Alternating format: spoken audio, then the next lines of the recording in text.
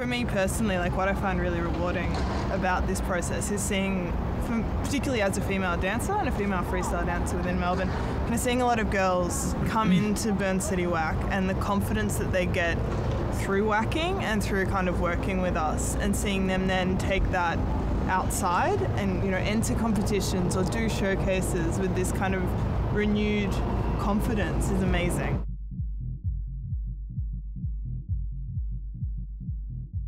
I think my earliest memories of dancing was just being really bad at it, thinking that I wasn't going to get it. I think for me, it was just one of those, it wasn't something that I had particularly much self-confidence in to begin with, to be honest. It was something that, you know, you just thought maybe you'll get better at it over time, but I don't know, my earliest memories of dancing aren't fantastic ones, to be honest. It was just going to classes and walking into a world that was unknown to me, and where it seemed like everybody else knew what they were doing but me at that time. That was my earliest memories, at least. Yeah, I mean, I guess for me it kind of goes back to my jazz days of being the awkward kind of gangly tall kid up the back, and I was always in the back of all the routines, in the back of all the formations. I wasn't very good, but I kind of like gangly wade my aunt way through it. But yeah, like it was, I wouldn't say that it wasn't, it was a bad memory. It was a good memory, it was a fun memory, but I think looking back at it now, it was the start of something, but it wasn't really what I found later that I enjoyed about dance, if that makes sense. Hi, I'm Marnie. I go by, my whacking dancer name is Miss Goldilocks. I've been dancing in the freestyle scene for about 5 to 6 years. My main style is whacking, and I'm involved in BCW, so BurnCity Waack, which is our whacking community with Andy. Yeah. Hi, my name is Andy. Dancer name is Andonis.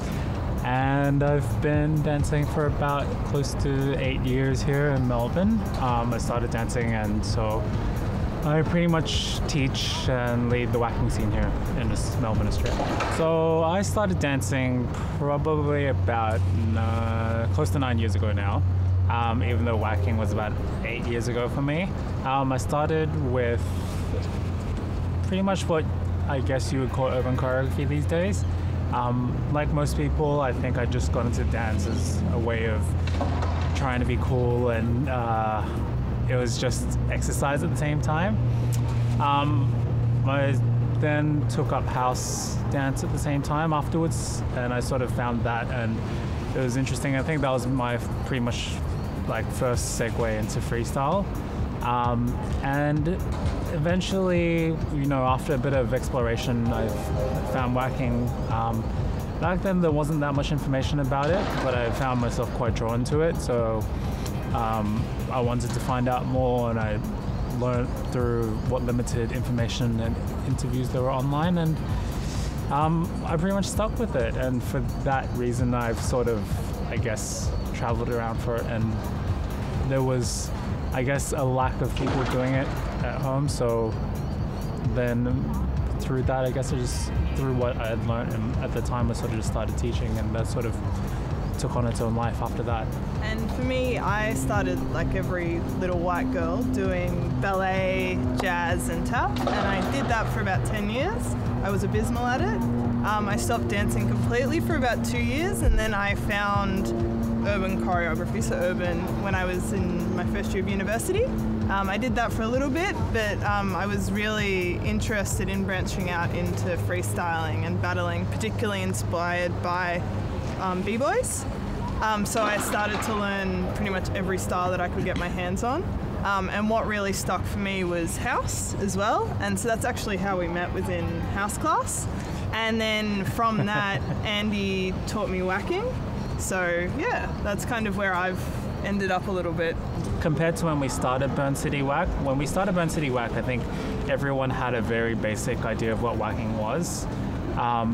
Definitely, you know, like I guess to some extent, some of the identifiers in terms of movement.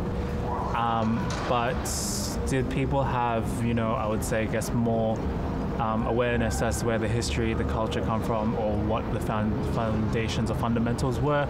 Probably not as much. I guess what's happened is, as the group has grown, you know, as there's been more people that have, you know, been a part of the dance community, and so naturally there's more people that would spread the word about, you know, what they're doing.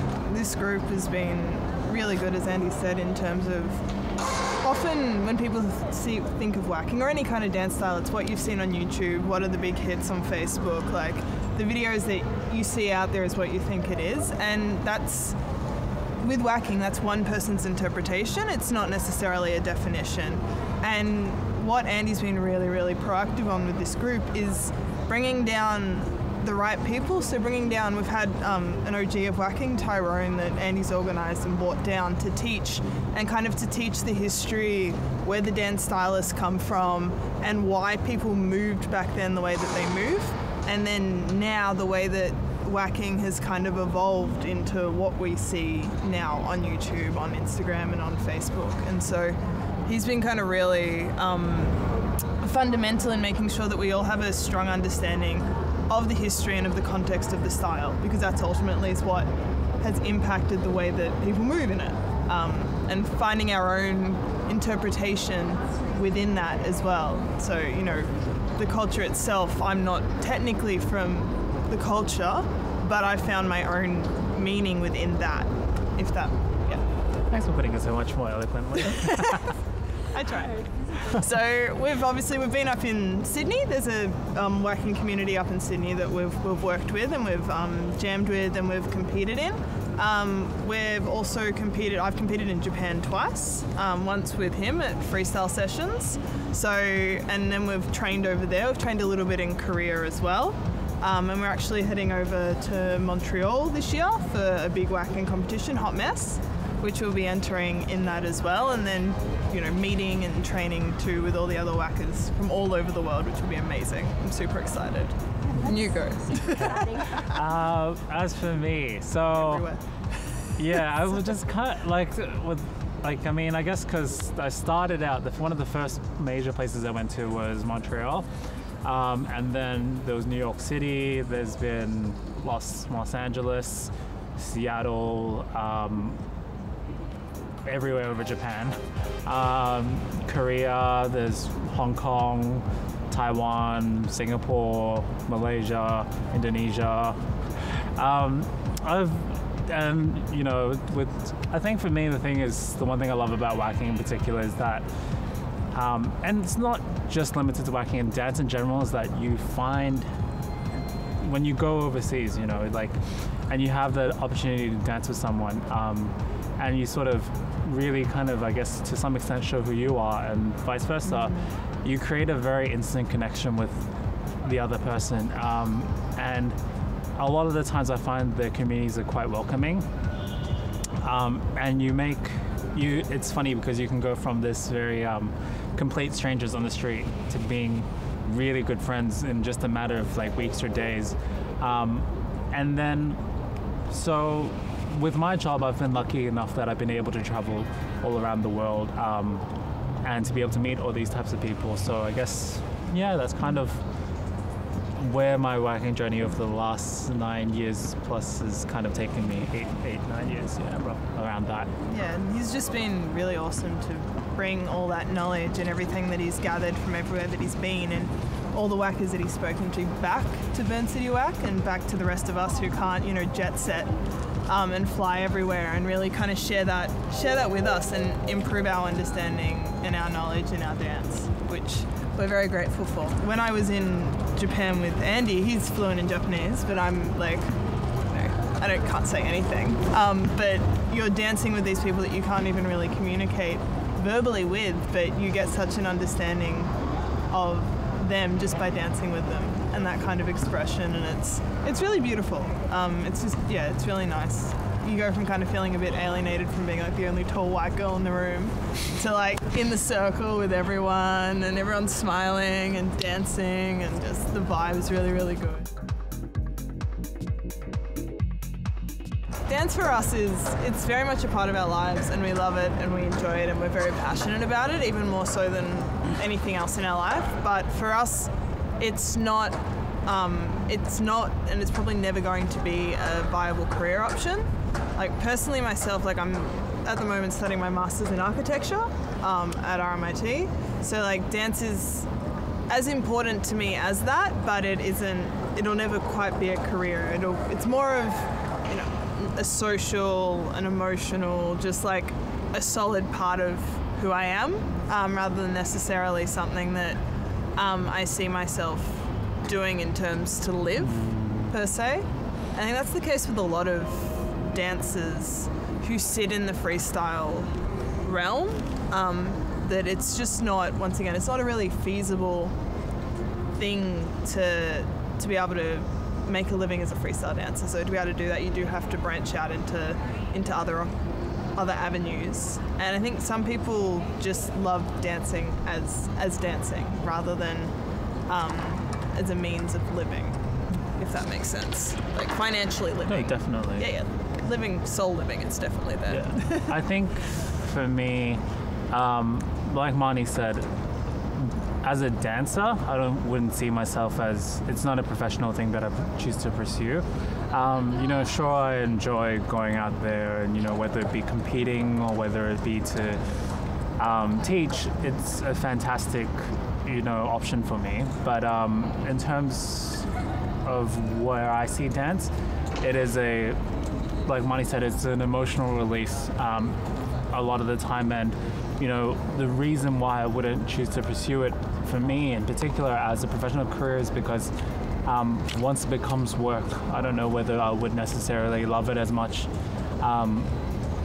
because then there's a responsibility on you to start making money out of it, and then there's a responsibility on you to sort of, I guess, so to speak, sell out sometimes, which does happen in the community. Not saying that happens with everyone, but, you know, sometimes if you have to make ends meet, you have to make ends meet, and those things definitely happen.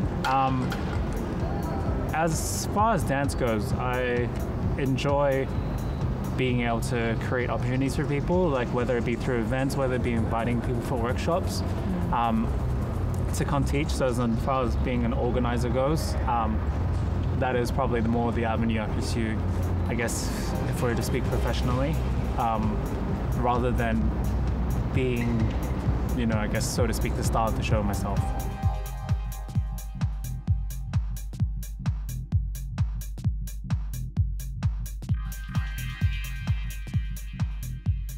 When I started dancing, there was a bit of a divide between the freestyle scene and the urban choreography scene back then, predominantly amongst hip-hop dancers and what the coining the term, the usage of, I guess, hip-hop is and what that dance style is in particular. And there was a big, like, I guess, focus on, you know, learning your history, learning your fundamentals, knowing where everything comes from before you were to do it, you know. It was so ingrained in me that I guess, you know, that I just took it on board. Like, I had always been like, these days when I teach people, I'm like, oh, you have to know where everything comes from. You have to know, like, what you're doing, what it's called, why it's called that, and, you know, what the history is and who the key people are. And, you know, I guess over time, as it's become like a lot more open towards people dance in general, that's some of the things that have changed, I guess, over time is, one, it's a lot easier for people to learn about things online.